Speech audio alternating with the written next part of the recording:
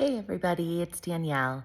I really enjoyed doing the subjectivity video together with my colleague Jen. It was so interesting. I don't think that I expected as many differences as we actually had. So for the first question, what was the same or different about what we recorded? So some of the same things that we had, sorry, I'm going to be reading from my notes.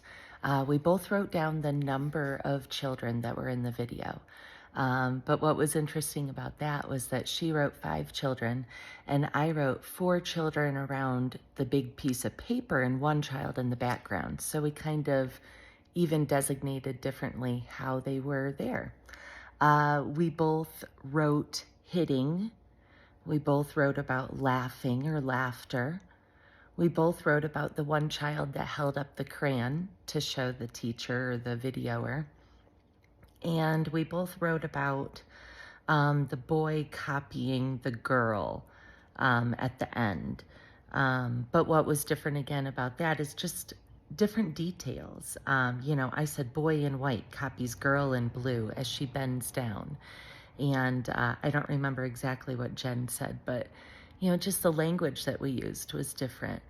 I think the biggest difference, oh, and then as far as like reflections and theories, we both also discussed the children like taking turns being the leader in that interaction and all of them following each other and mimicking each other.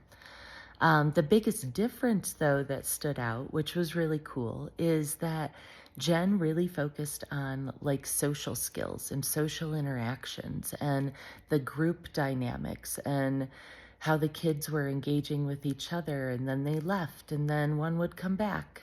And I really focused on like the movements and their interaction with the materials and stuff like that. And I focused more on like academic skills and gross and fine motor skills. And that was consistent also like with my theories. I talked more about and wondered more about like their experiences with materials, and what they were doing with those materials. And Jen really focused on the socialization piece. So that was just really cool. Also, that answers the second question, really, what surprised us. Again, it just really surprised us that we both had completely different viewpoints on what we focused on. And we discussed how that might be a little bit because of our different backgrounds. She has more of a special education, a child find background. So she was doing child find assessments, writing IEPs, things like that. Whereas I was in the classroom really documenting and observing all of those skills across all developmental domains. So how did the opportunity to hear another's perspective change and enhance our own perspective? Again, it was amazing. Just the opportunity to see what she focused on was completely opposite than mine.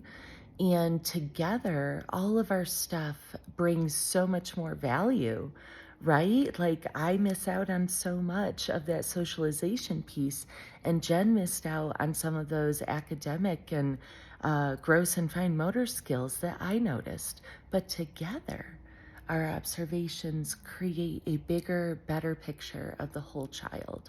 And that's our goal. We want to see the whole child, not these bits and pieces. We don't just want our biased views. We want the whole picture and to learn from each other. So this was awesome.